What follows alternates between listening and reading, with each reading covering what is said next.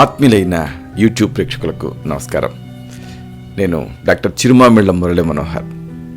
ప్రపంచవ్యాప్తంగా ఉన్న మిమ్మల్ని అందరినీ ఇలాగా ఈ యూట్యూబ్ ద్వారా కలుసుకుంటున్నందుకు ఆనందంగా ఉంది. చక్కగా మీరు రెస్పాండ్ అవుతున్నారు, స్పందిస్తున్నారు, ఎస్ఎంఎస్లు చేస్తున్నారు, ఈమెయిల్స్ చేస్తున్నారు. అన్నిటికీ మించి మీకు కలిగేటువంటి అనుమానాలను అడుగుతున్నారు. అలాగే ఈ కంటెంట్ని మీ ఫ్రెండ్స్తో, మీ సర్కిల్స్తో షేర్ చేసుకుంటున్నారు. చాలా చాలా సంతోషం.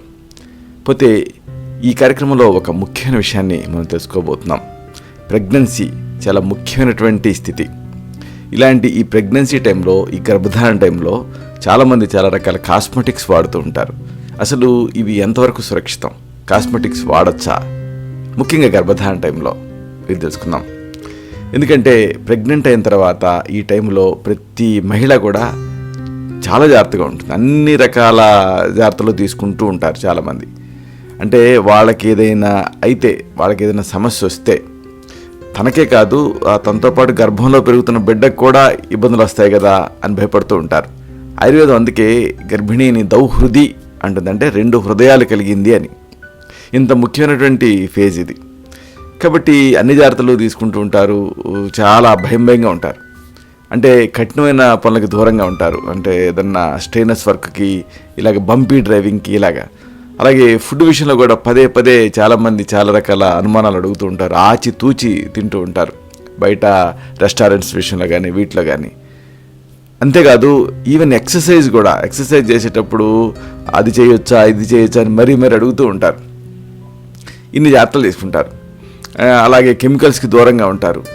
మరి ఇలాగా వాళ్ళకి పుట్టబోయేటటువంటి బిడ్డ విషయంలో ఇంత జాగ్రత్తలు తీసుకునే వాళ్ళు మరి సౌందర్య పరిరక్షణ కోసం ఉపయోగించేటువంటి ఈ ప్రోడక్ట్స్ ఉంటాయి కదా, వీటిలో అసలు జాగ్రత్తలు తీసుకుంటున్నారా అంటే దాని మీద కొంచెం నెగ్లిజెన్స్ ఉంటుంది, అంటే కొంచెం చిన్న చూపు ఉంటుంది.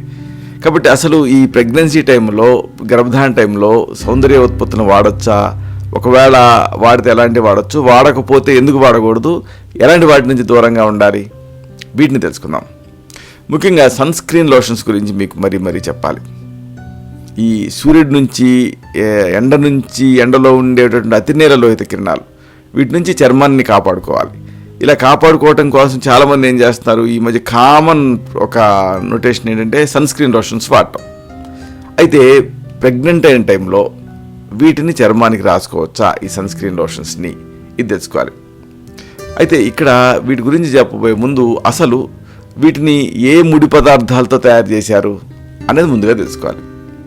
దాని ఆధారంగా ఈ సన్ స్క్రీన్ వాడాలా వద్దా అనేది ఎవరికి వాళ్ళు డిసైడ్ చేసుకోవచ్చు. ముఖ్యంగా జాగ్రత్తగా వినాలి.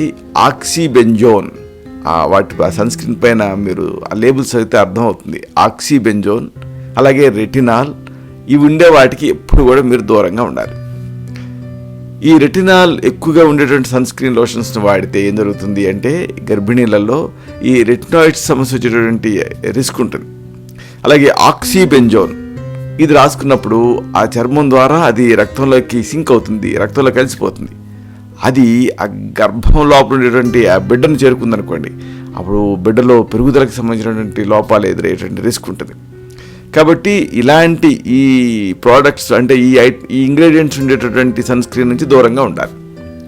ఒకవేళ ఎండ తీవ్రంగా ఉందనుకోండి, ఆ టైంలో మీరు చేయాల్సిందల్లా ఏంటంటే వాటికి ఆ ఎండకి ఎక్స్పోజ్ అవ్వకుండా ఉండటమే.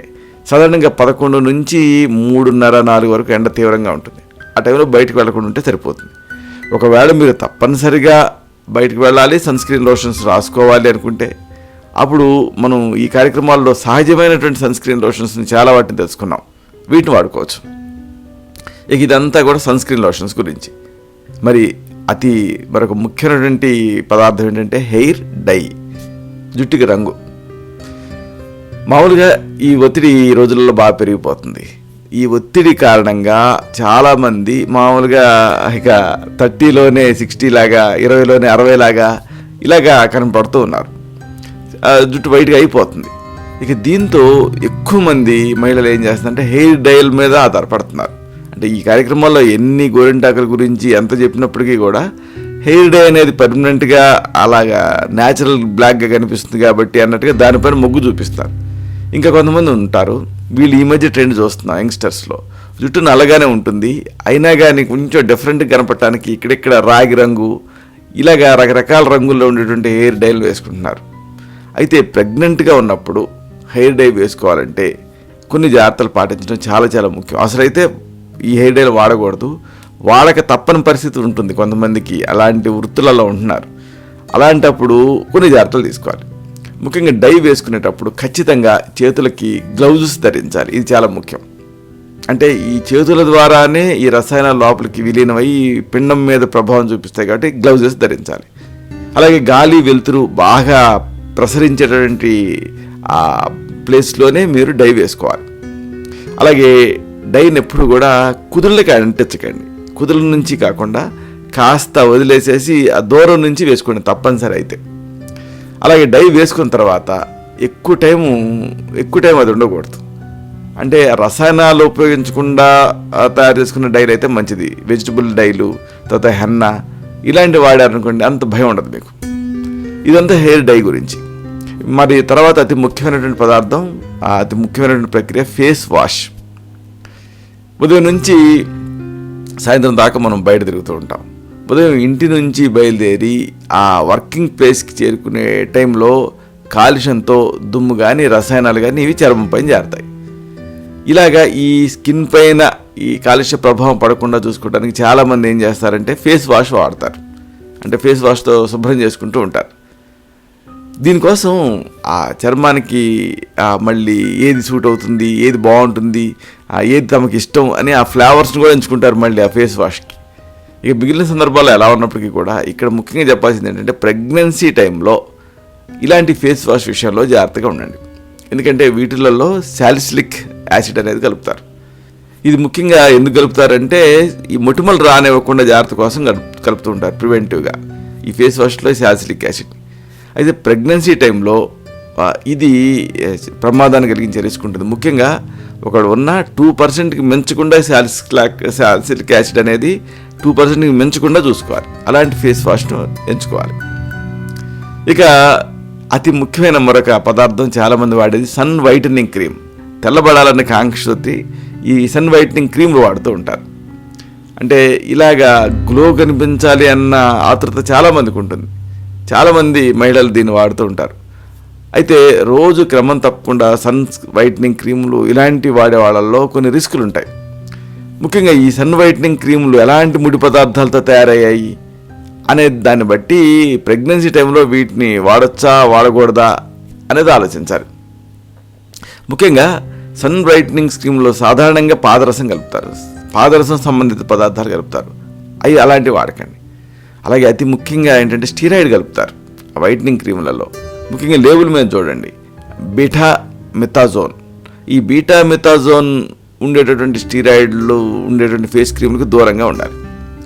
ఈ పాదరస లవణాలు ఉపయోగించి తయారు చేసినటువంటి క్రీములు శరీరానికి రాసుకున్నారనుకోండి, అప్పుడు బిడ్డ ఎదుగుదలలో లోపాలు వస్తాయి.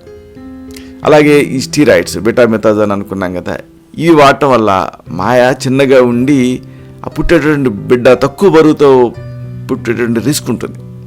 కాబట్టి ఈ టైంలో సహజ సిద్ధమైనటువంటి ఉత్పత్తులతో తయారైనటువంటి ఫేస్ క్రీమ్లు వాడుకోవచ్చు. ఇప్పుడు మనం ఈ కార్యక్రమంలో చాలా ఇలాంటివి చెప్పుకున్నాం, వీటిని వాడుకోవచ్చు. ఇక మరొక ముఖ్యమైనటువంటి పదార్థం నెయిల్ పాలిష్లు. గోడకు వేసుకునేటటువంటి నెయిల్ పాలిష్ మామూలుగా ఎందుకు వాడతారు అంటే చేతులు అందంగా కనిపించడం కోసం. అయితే ఈ మధ్యకాలంలో ఈ నెయిల్ ఆర్ట్ పేరుతోటి గోడ మీద రకరకాలుగా అలంకరణలు కూడా చేసుకుంటున్నారు. అయితే ఇలాంటి ఈ నెయిల్ ఆర్ట్ కోసం వీటిని తయారు చేయడం కోసం వాడేటువంటి రసాయనాల వల్ల ఈ గర్భంలోపల ఉండేటువంటి బిడ్డకి ప్రమాదం ఎదురయ్యేటువంటి రిస్క్ ఉంది. అసలు కొన్ని అధ్యయనాలలో ఈ నెయిల్ సెలూన్లలో పనిచేస్తున్నటువంటి మహిళల్లో ఈ ప్రెగ్నెన్సీ టైంలో అబార్షన్స్ అయినటువంటి ఇన్సిడెన్సెస్ కనిపించాయి.